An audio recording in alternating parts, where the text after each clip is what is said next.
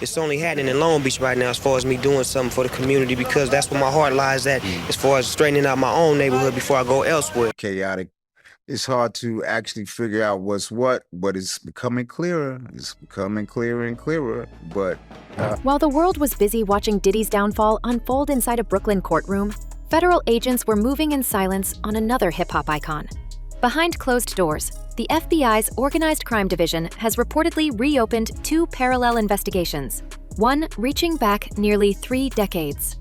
The first connects to the 1996 Las Vegas tragedy that claimed Shakur. The second to the expanding probe into Diddy's freak-off network that ended with a conviction under the Mann Act in mid-2025. Both paths, investigators say, now circle one name, Calvin Broadus, better known as Snoop Dogg. We can see why the timing rattled the industry. For years, Snoop was the peacekeeper of rap, the mellow survivor who outlasted the chaos of death row records. But this time, the whispers coming out of Washington suggest the case is no longer about parties or image rehab. It is about prior knowledge. Federal sources have confirmed that agents are reviewing archived pager data and testimony that might connect Snoop to events leading up to both the Shakur and Biggie shootings. Officials have not commented publicly, but insiders close to the Justice Department describe pre-arrest briefings already in motion. If true, it would mark the first time Snoop's name has appeared in an active federal timeline since his 1996 acquittal on a separate charge. I think that they don't want, if they was in any of those freak-off tapes, if they played a part in any of those Diddy sessions, they don't want it to get out to the general public to make up their... Meanwhile, Diddy's conviction has triggered an avalanche of cooperation agreements from witnesses, once terrified to speak. According to those familiar with the testimony, some of the same names linked to Diddy's social circuit in the early 2000s overlap with Snoop's tour entourage. The overlap is what drew attention. Agents are reportedly mapping phone records and flight logs that place several individuals in both networks. The theory is simple but explosive, that Snoop may have known or even benefited from information exchanged inside that circle long before it became public. To understand why that matters, we have to rewind to the final months of 1996. Within 90 days of Shakur's tragedy, Snoop didn't just step away from death row, he erased his old life. The man who once rapped about street politics cut his ties overnight. No more Crips colors, no more Suge Knight, no more brotherhood talk about Shakur. Instead came a clean-cut pivot, a deal with Master P's No Limit label, and a new image that looked less like a creative rebirth and more like a cleanup operation. Industry analysts at the time called it business sense, but in hindsight, it reads like a man scrubbing his own fingerprints off a crime scene. Because everybody else was scared of that. Right. Everybody, that's when Suge Knight was the monster, the boogeyman. Right. That's when he was the boogeyman. Suge Knight, now broadcasting from his prison podcast Collect Call, has added fuel to that suspicion. Early in 2025, Suge told listeners he needed a real conversation with Snoop about what happened in Las Vegas. He didn't say it for drama. Every word from a prison phone is monitored, so the decision to make that claim publicly stunned even his longtime associates. According to 3 sources close to his legal team, Suge wasn't venting, he was negotiating. They believe he is trading information with federal agents, information that might reframe Snoop's rapid departure from death row as more than self-preservation. I say a week before he was best of friends. 2 days before he I don't think he liked me. At the same time, former Outlaws member Napoleon has been resurfacing old wounds on his own interviews. He insists Snoop's distance from Shakur wasn't about artistic differences, but envy. The numbers back him up.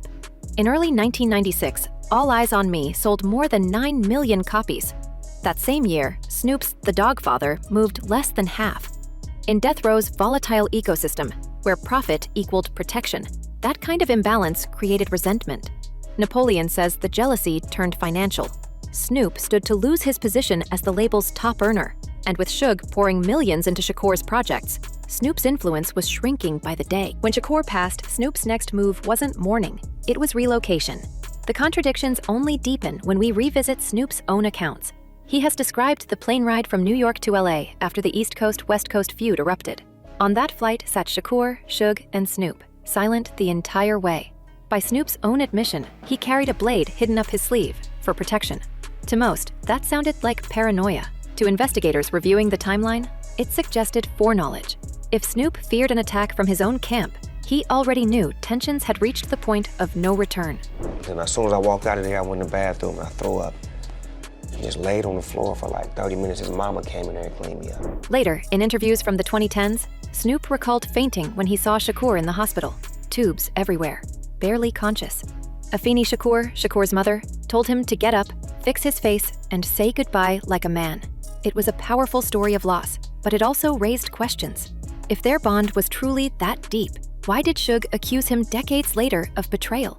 And why did Snoop never challenge Suge's insinuation directly? The silence became part of the mystery. As the federal probe widened in 2025, Jaguar Wright, the outspoken singer who had spent years exposing what she called the dark side of the industry, went on Piers Morgan's program and dropped a name nobody expected. She claimed Snoop had known about both tragedies long before the public and described him as part of a network of enablers around Diddy. "Anyone who thinks he won't talk is crazy," she said, referring to Diddy's rumored knowledge of his own associates. Her words hit social media within minutes, reigniting debates that had been dormant for decades. We can't ignore how Wright's comments line up with recent federal behavior. After Diddy's sentencing, prosecutors quietly re-examined connections between his so-called private gatherings and earlier West Coast operations. Sources familiar with the inquiry confirmed that several names from Diddy's guest lists in the early 2000s also appear in old death row contact books seized during earlier raids. It's circumstantial, but it's enough to justify reopening certain files. So we made the business decision to be cool with each other, because I don't hate him, and he don't hate me. Meanwhile, Suge's podcast audience keeps growing precisely because of what he's hinting at. In one recent episode, he referenced an unnamed West Coast legend who left the label like a man who already had his bags packed before the body hit the ground. The implication was unmistakable. The timing of Snoop's No Limit deal, signed mere weeks after Suge's imprisonment, now looks strategic. Master P himself has said publicly that Snoop approached him while death row was imploding, desperate for a way out. That kind of speed doesn't happen without preparation.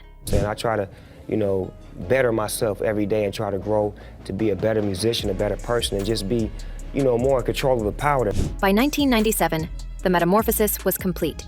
Snoop's interviews shifted from street vengeance to spirituality. He denounced the very aggression that had built his career. He told CNBC, he told VH1 in 2011 that the Dogfather was a rebirth, distancing himself from the negativity death row had demanded. It sounded like maturity, but skeptics heard damage control. Because at that point, the FBI's initial Shakur investigation was already folding under lack of evidence, and every person who had been close to the case was suddenly unreachable or unwilling to talk. 2 decades later, the peace narrative dominated. Snoop became pop culture's lovable elder statesman. Yet, behind the image, the contradictions stacked higher. When Suge went back behind bars in the mid-2010s, Snoop started calling him one of the best businessmen to ever come out of the West Coast. To some, that sounded like forgiveness. To others, it felt like preemptive diplomacy. The same man he once dissed on record was now being honored in interviews. As opposed to being smart enough to understand that our differences were never different. It was just a minor miscommunication, But Suge's recollection of their later meeting tells a different story. He said Snoop told him, "I could have saved you."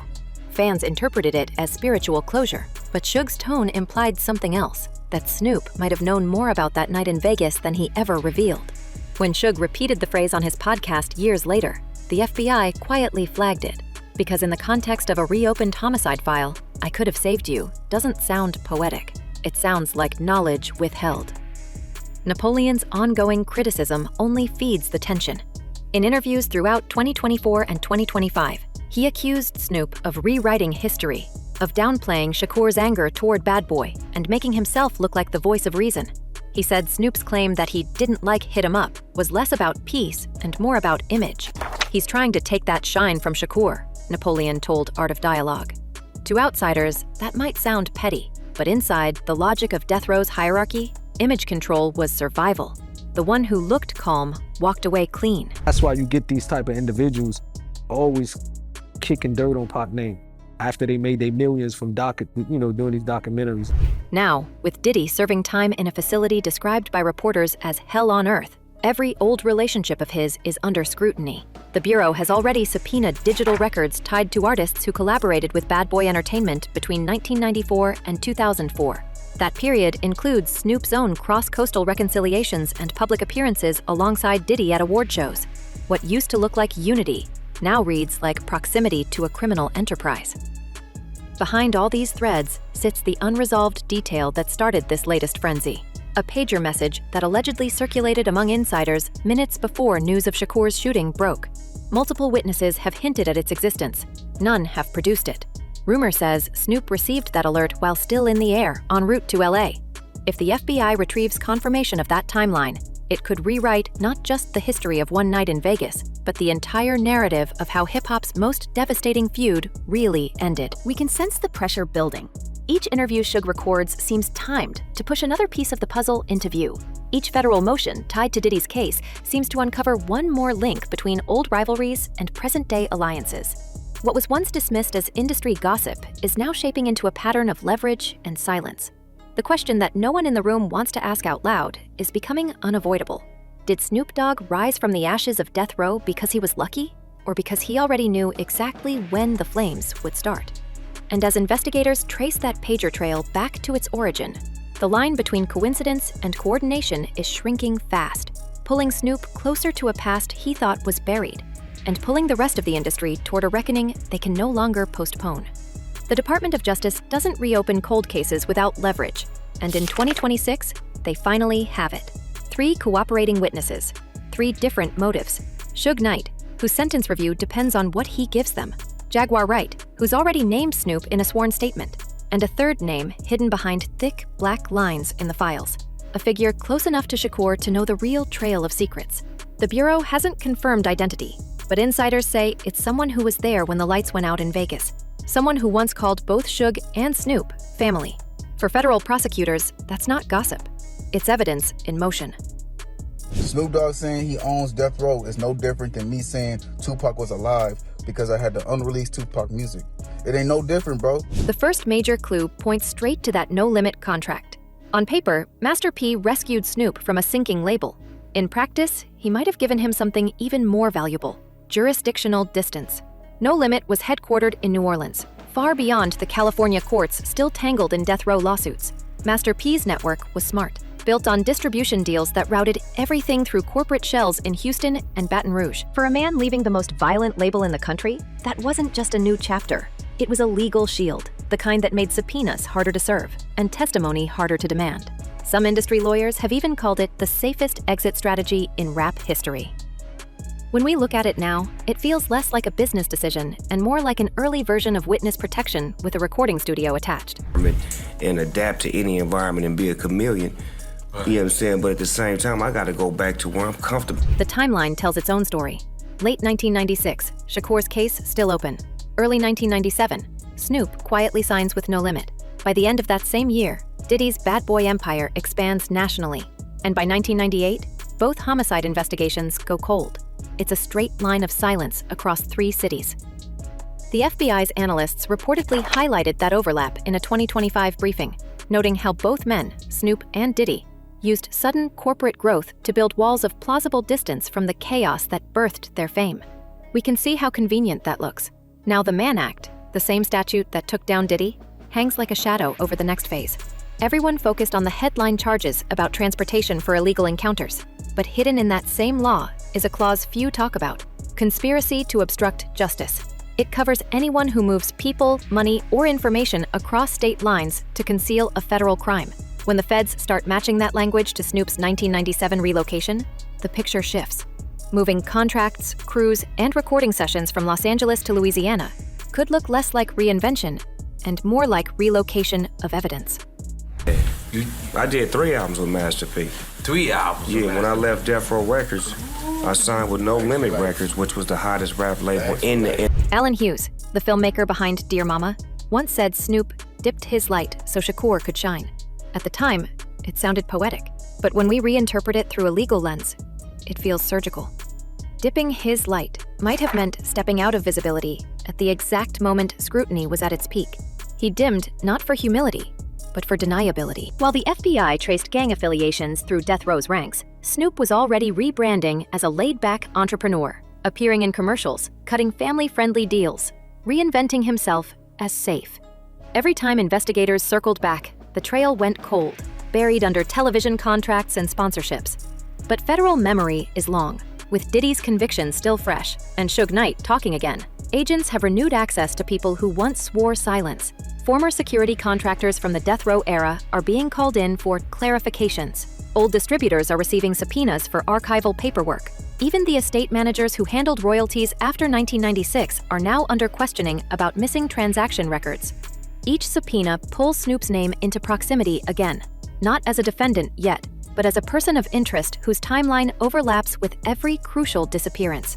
I would reflect on that and let people know that I was a born-again Christian. So it was just time for me to actually put my money where my mouth was as far as like making a project. It's worth noting that Jaguar Wright's testimony isn't being ignored this time.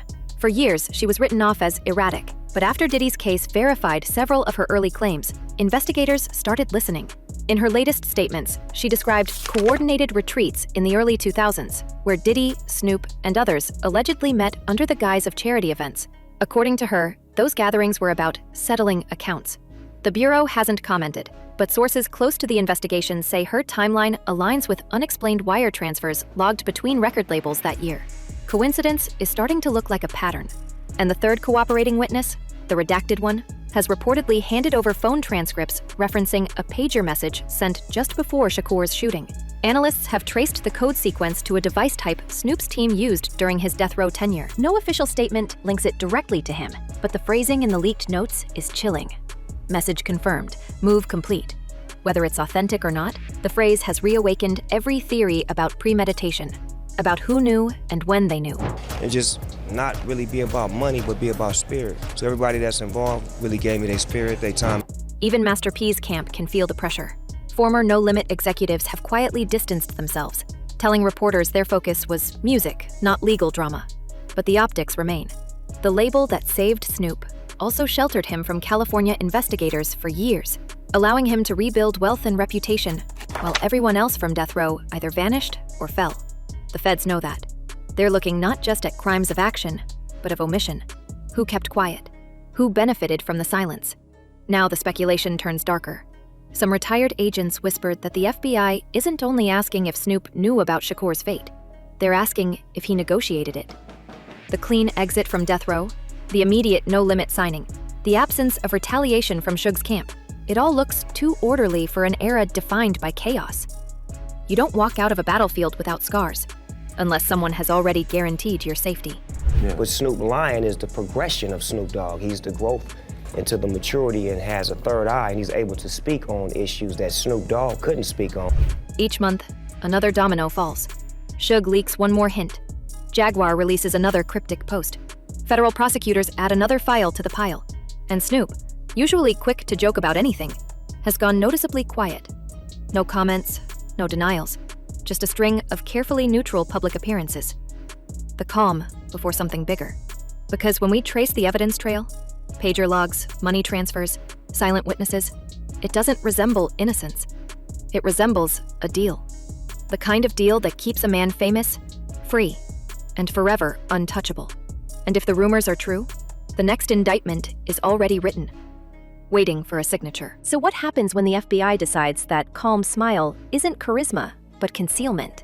When the man who once represented peace becomes the centerpiece of a federal conspiracy case? Could the industry survive that revelation? Or has it already been living inside it all along? Tell us what you think below, because this story isn't finished yet. Until next time, stay watching, stay curious, and remember, every legend has a secret, and some secrets never sleep.